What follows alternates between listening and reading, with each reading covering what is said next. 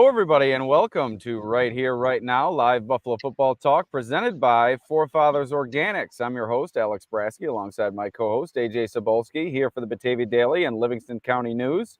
Each week, we'll discuss Buffalo's favorite football team, along with all the comings and goings from Orchard Park, thanks to our friends at Forefathers Organics in Dansville. Unlock the power of nature with Forefathers Organics, your premium CBD store. We offer the highest quality CBD and hemp products to liberate your mind, body, and soul, helping you live happy and free. Our mission is driven by excellence and transparency, using cutting-edge scientific methods to combat stress and target issues at their source. From potent ingestible CBD to soothing topicals, all our products are USDA certified organic. Discover all natural wellness from farm to table. Visit forefathersorganics.com for more information. All right, AJ, a big win for the Bills in this one. A slow start absorbed. Buffalo wins 34-10 over the visiting Tennessee Titans. It's getting a bit gusty out here at Highmark Stadium. Perhaps the winds that were expected during the game now showing up as the game concludes. But Buffalo down 10-0, 10-7 at the half. They score 34 straight points. 27 of those come in the second half. They begin 0 for 5 on first downs. They finish 3 for 10 on first downs. They walk away with a big win, improved to 5-2. Things look bleak, but boy, did they turn it around in a big way. We'll get to a few of the topics here, but your overall takeaway from this game.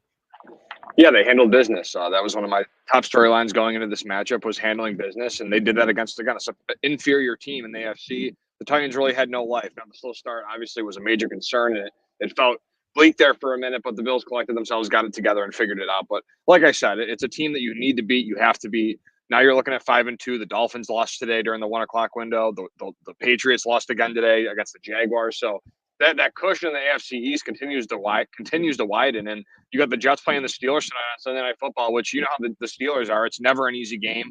So we'll be able to tune in on that tonight, Alex and I. So we'll see how the Jets look. But overall, I mean, in terms of the Bills, they handled business. It was a rocky start, but again, those halftime adjustments by the defense in the second half were apparent yet again. Shut down that Tennessee offense in the second half, on top of the performance from the offense. And we'll get to the slow starts and that, I'm sure, here pretty soon. We'll actually get to it right here, right now. Josh What a Allen, transition! What a transition! In his 100th start of his NFL career, he starts 1 for 5 for 5 yards during the first quarter.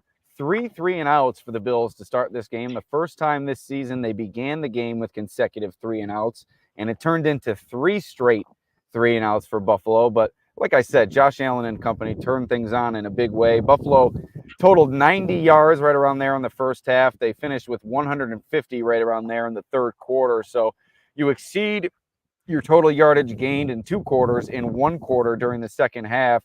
And it was really Josh Allen and leading the way. He finishes with over 300 yards passing, the first 300-yard passer that Tennessee has allowed this season. And like I said, 1 of 5 for 5 yards to start the game. You didn't think you'd be here talking about a 300-yard gain for Josh Allen, but that's just a testament to the type of player he is. He can really come on you really, really quickly. And with the addition of Amari Cooper certainly worked wonders for this team. More on that later. But why don't you touch on Allen's day? Like I said, over 300 yards, really getting everybody involved, and probably his best game of the season after that slow start. Yeah, they started the game with 3 straight 3-and-outs, and you're asking these questions. What's going on with the Bills' offense? And I think we're going to get to it, but I think it goes back to, you saw the Arizona game, right? Week 1, 3 points. You saw the Ravens game, 3 points in the first half. The Texans game, they also had a really slow start. So this is popping up, but based off Allen's performance, I mean, he really was slinging it around the turf today. For a matter of fact, 21 of 33, like you mentioned, 323 yards, 2 touchdowns, 9.8 yards per completion. So he was moving the ball down the field. That wasn't just that underneath stuff. When he wanted to get Khalil Shakir involved, he did. He led the team in receptions with 7, going 7 for 65. So it wasn't everybody eats mentality. Like you mentioned, 4 players go over the 50-yard mark. Yep. Keon Coleman records his first 100-yard game of his career, 4 catches, and obviously did that slant late in the fourth quarter to secure that 100-yard game. But it was just overall, I mean, the pass catchers were on point. You could tell how Amari Cooper was continuing to free up these pass catchers, and Josh Allen was just on the money. Had a great completion to Dalton Kincaid to set up the touchdown.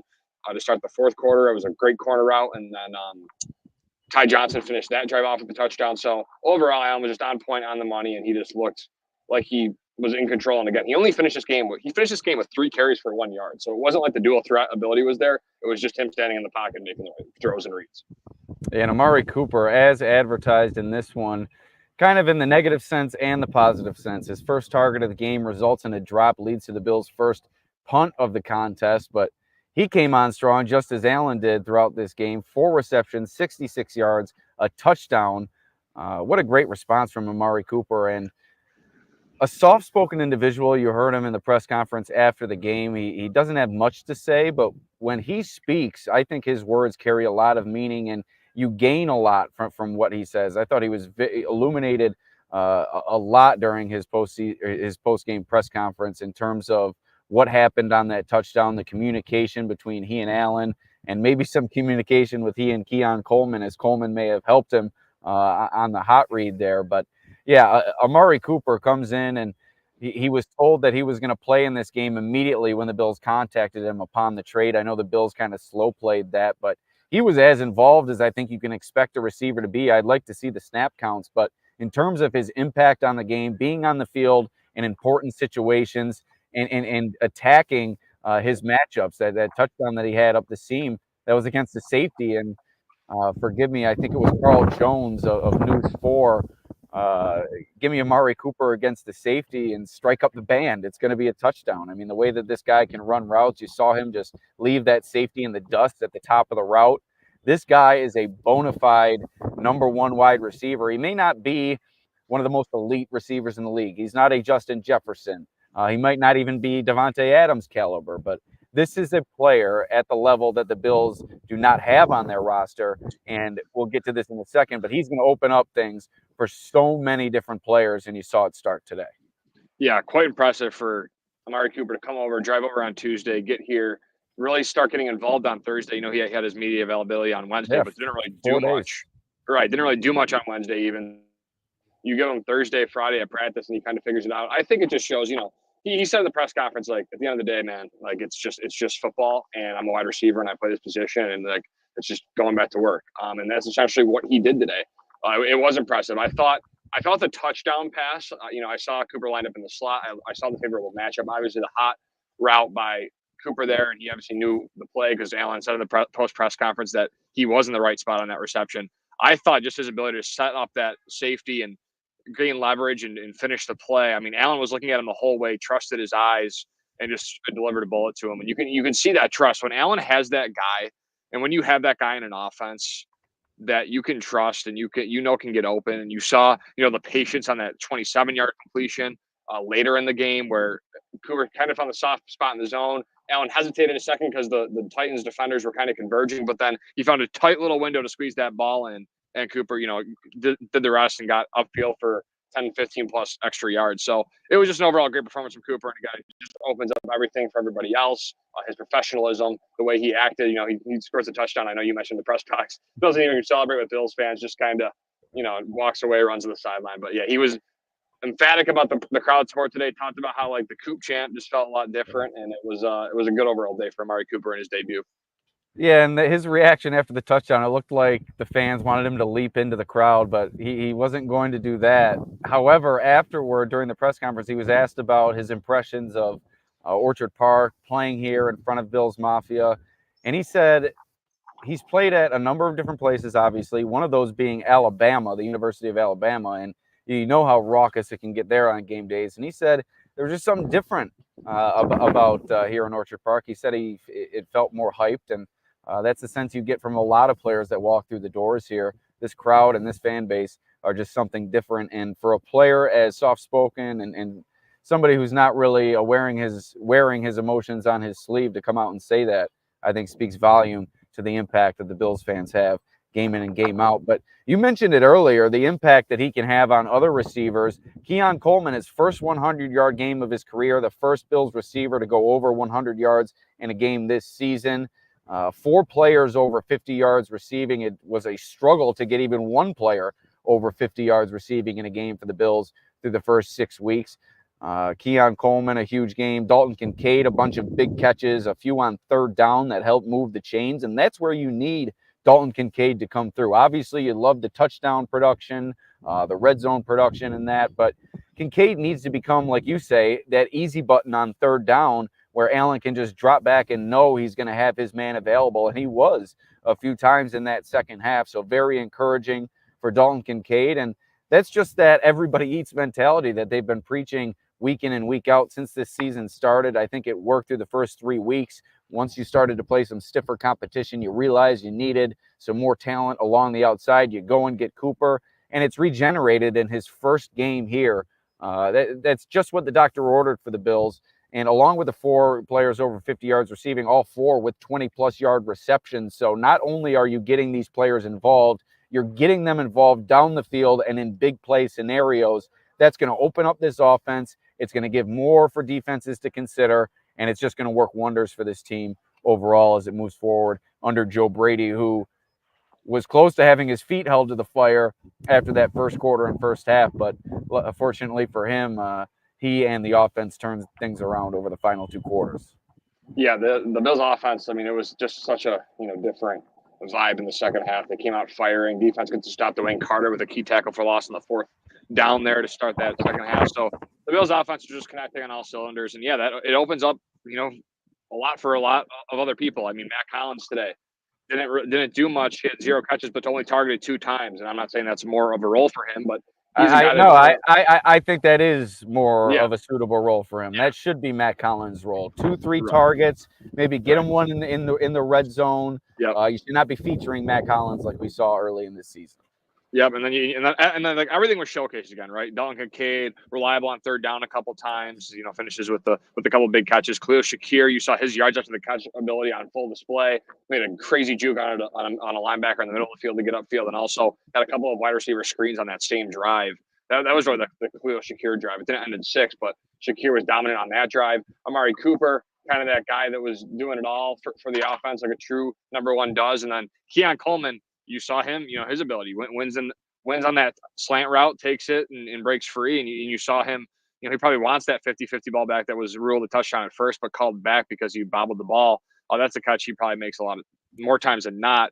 Cooper said he thought that was a touchdown, or was it Damar Hamlin? One of them said Cooper did, Cooper did. But I was saying Damar Hamlin also was like, that's a catch I've seen Keon make 100 times in practice. So overall, I think just this Bills offense, again, it's a Tennessee Titans, so you got to take it with a grain of salt a little bit because they are again a team that was out without L'Jarius Sneed today, their top cover corner, and they had a bunch of issues in that secondary going into this game. But I mean, still an inspiring performance. You went up against one of the top defenses in football statistically, and you were able to put it together in that second half and get it done. Yeah, we were wondering going into the game, was this Titans defense a paper tiger with the backup quarterbacks that lined its early season schedule? And early in the game, it certainly didn't look like that. They were shutting the Bills offense down, limiting them to those 3 and outs, and really shutting down the running game along with the passing game. James Cook, not much room to run, averaged about 2.5 yards per carry in this one. Ray Davis had the one big run, but aside from that, not much room for the running backs in this one. But Bills get it done, and I say not much room for the running backs. All 3 running backs score in this game. And it wasn't the most productive day, as I said, but Ty Johnson through the passing game, James Cook, the 11-yard touchdown early in the contest, and then Ray Davis late in the game to put the finishing touches on things. This is the best running back room that Josh Allen's had at his disposal, and might be the best running back room in the league if you're looking at it that way. I think they have it all. They have the speed, they have the power, they have the pass catching ability. This is a really, really talented trio, and it was really exciting to see all 3 reach the end zone here this afternoon. Yeah, I was excited to see Ray Davis. I know he only had 5 carries, but he was still involved, right? He finished the game for them. His pad level, the way he runs, his physicality, he runs like a guy that's been around for a long, long time. He does not look like a rookie in any stretch of the imagination. So Ray Davis, I thought he played a great game. He actually had more yardage than James Cook. I still thought Cook played well, but Ray Davis, his physicality overall was just great. Interesting note, James Cook did not finish with a catch today. But again, I think that speaks to the wide receiver production they got, and Dalton Kincaid had a nice game as well. So overall, I think they have something going with this running back room. I like it. I think they need to continue to build on it, continue to find touches for both Cook, Johnson, and Davis. But overall, this running back room is in a good spot going into Seattle. And an offensive line, really nice showing here against the Titans. Josh Allen sacked only once. Second half particularly, I thought he had plenty of time to work. It's been an up and down season for the offensive line, but really had things under control today. And I think this is a part of the schedule where they can really start to settle in and start to protect Josh Allen and maybe bring this offense to another level. You're already seeing it with the addition of Cooper. If this offensive line can get a little bit more consistent than it's been this season, I think that's also going to work wonders for this group. Yeah, the offensive line handled, Jeffrey Simmons, one of the best defensive tackles in the game. Edge rushers, if you want to call him that. They run a 3-4, but he can win really on the inside or outside. And he got his hand up on a ball early in the game to stifle the Bills' offense and helped carry that Titans defense to that phenomenal start they had. But overall, the Bills' offensive line was, like you mentioned, quite dominant today. Only one sack allowed, like you already had said. And I think Josh Allen was just, comfortable out there, getting through his reads, finding the open guys, especially in that second half. And overall, it just started to click. And again, we need to see it click throughout a whole game. That you can't have these lulls against these top contenders. But when you're playing a Titans team that's starting Mason Rudolph and they're down the top corner and Tajay Spears is out, another impact player on them. They lost Traylon Burks during practice. It just there were a lot of things going against Tennessee, and the Bills obviously took full advantage of that in the second half en route to a huge victory. Anything else we're forgetting here on the offensive side of the ball? We'll get to the defense and the special teams coming up after the break, but I think we pretty much covered it all. I thought very impressive, the 34 unanswered points, 27 in the second half. Bills averaged 17.2 yards per play after that slow start. So just big plays aplenty. You had Kincaid, 25-yard reception, Shakir, 20-yard reception, Cooper, 27-yard reception. Coleman, the 44 and 57-yard reception. Ray Davis, a 22-yard run. James Cook, the 11-yard touchdown. So a lot of big plays in this game from the Bills offense. And if you can get the big play going, that's really going to take this group to great heights. And another big positive in this game for the Bills, only 5 penalties, AJ. You come off that Jets game that was really a travesty in terms of penalties. Only 5 for 40, a really disciplined day here for the Bills. Yeah, discipline was important, and that was probably an emphasis from Coach Sean McDermott going into this game, and they executed it, like you mentioned. Only 5 penalties in this game, and they were also, after struggling on third down, they kind of turned it around. The third down efficiency 3 of 10, so then they were 3 of 5 in the second half, if I'm not mistaken. I think they entered the half 0 for 5, so 3 of 5 in the second half. So third down efficiency got better. They stalled a couple times in the red zone deep.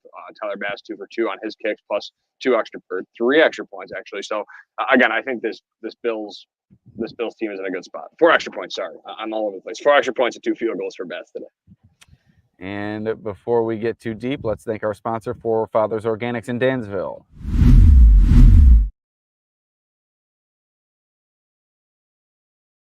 At Forefathers Organics, their mission is to liberate, educate, and innovate with the highest quality CBD and hemp-derived products for your mind, body, and soul so you can live happy and free. Visit them at 87 Franklin Street in Dansville, online at forefathersorganics.com, or call them at 585-335-2223 to learn more about the products they offer.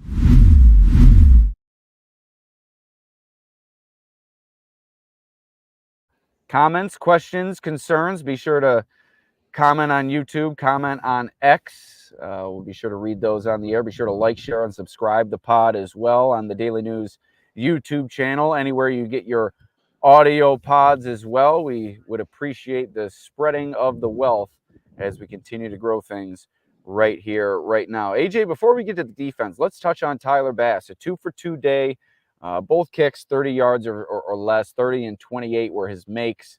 But I found it interesting after the game. He was asked about the outpouring of support that he received from Bills fans during the game, a little bit more boisterous in their cheering for Bass as he trotted onto the field, and even after field goal makes. I thought at one time it may have been a Bronx cheer, but once you started to listen to every time he started to come on the field, you could start to sense a theme there, and it was really Bills Mafia showering him with that support, trying to encourage him to a more successful conclusion to this season, more successful than it has been to start, at least. And This fan base has had its ugly moments in the past with players. I think they lit Leotis McKelvin's lawn on fire, amongst other things. But very, very good thing of the Bills fans to really show Tyler Bass their support, and I think it meant a lot to him.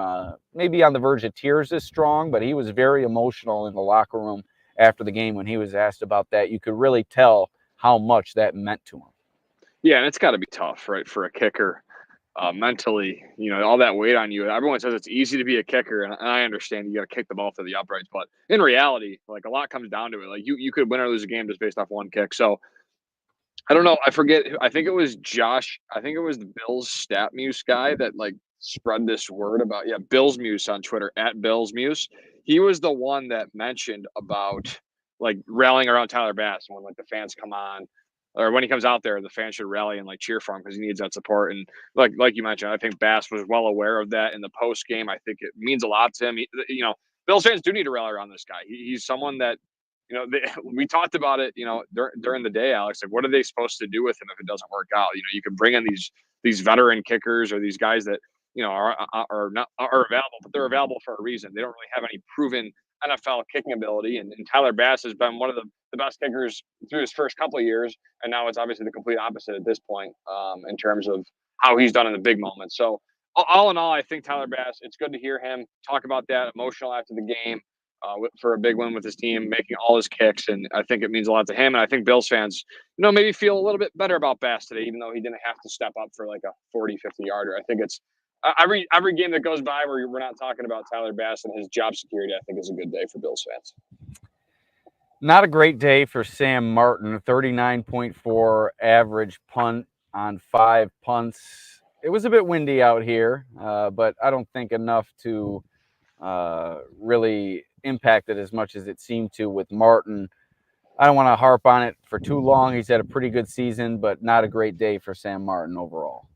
Yeah, I mean, it is what it is, right? I mean, a couple of those punts I think were near midfield and he tried to pin them and missed it. So it's tough. Sometimes you got to, take it in. Sam Martin, I thought he's done a really good job this year. So hopefully he can continue that. And this was just an off game with the gusty winds that per se, and we'll move forward with that, and hopefully he can continue to punt the ball well for this team.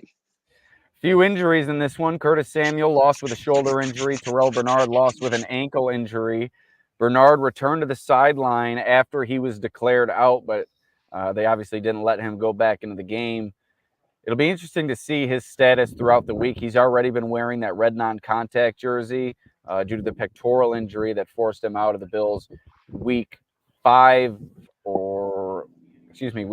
matchup. So I'm sure they'll like to take things slow with him. He's such a key piece to this defense. Since he's come back, this defense is really taking it to another level. He was having a great game out there before he went out with that ankle injury. He recovered the fumble, directing traffic in the middle of the defense. He means so much to what the Bills do on defense. If he's going to be out once again, this is going to set them back, obviously, as it did the first time around. Yeah, Terrell Bernard's so important what they do. He was flying around today, came away with that fumble recovery, jumped on the ball with that bad exchange between Rudolph and the center in that first half to kind of – was it the first half or was that the second half? Was that a second half fumble? I want to say it was the first half, but I'm not positive. Yeah, I think it was, because the Bills didn't convert. They had to punt it away.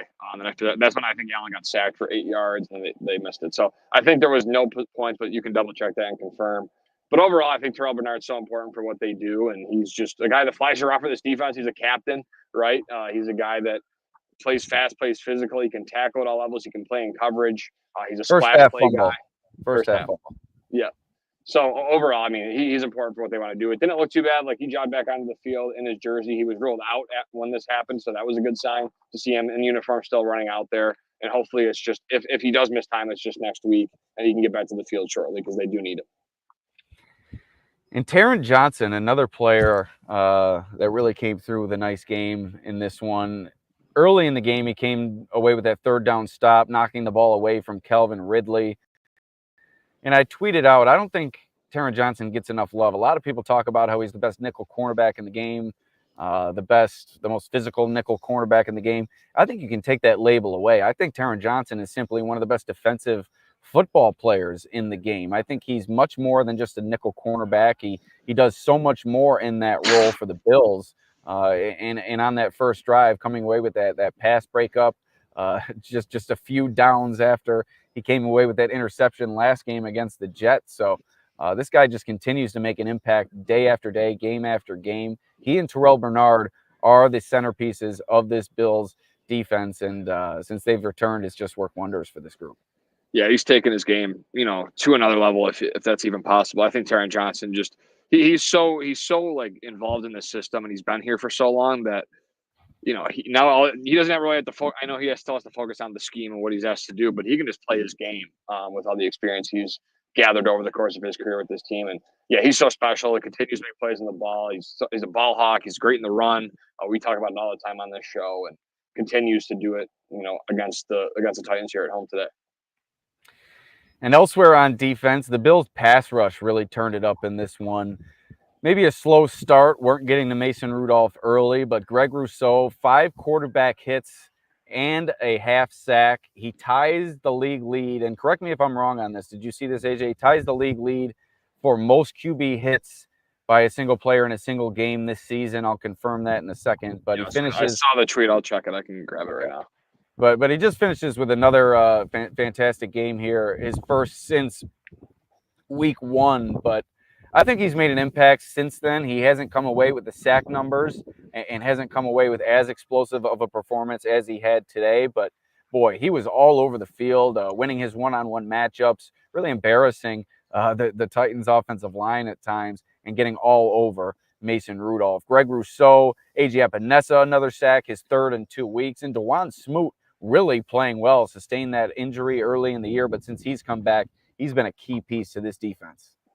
Yeah, so Greg Rousseau has had 5 quarterback hits today, which ties for the most by any player in an NFL game this season with Micah Hyde, Aiden Hutchinson, and Logan Hall. Micah Parsons, not Micah Hyde. Sorry, Micah Parsons, Aiden Hutchinson, and Logan Hall. So I'm reading things and I can't even read it right. But yeah, I think overall, this Bills defensive line played great today. I thought, like you mentioned, DeJuan Smoot, a couple of big tackles for loss early in the game, another one in the second half. Then you had Greg Rousseau flying around, and it's tough because, again, I'm a proponent. I've said this. It's like this is a big game, but I want this against the cream of the crop teams in the AFC. So once that happens, right, you get a tune-up here. You get Seattle, then you go to Indy. Then you get Miami, or maybe that's flipped up. But either way, the next 3, Seattle, Miami, Indy before a game against the Chiefs. I think that Chiefs game is where I want to see the defensive line, really show out and produce. But if I'm looking at today's game and I want to take that away, it was a great performance. AJ Epinesa all over the field, that strip sack that pushed the Titans back to 2nd and 30. Almost had the interception.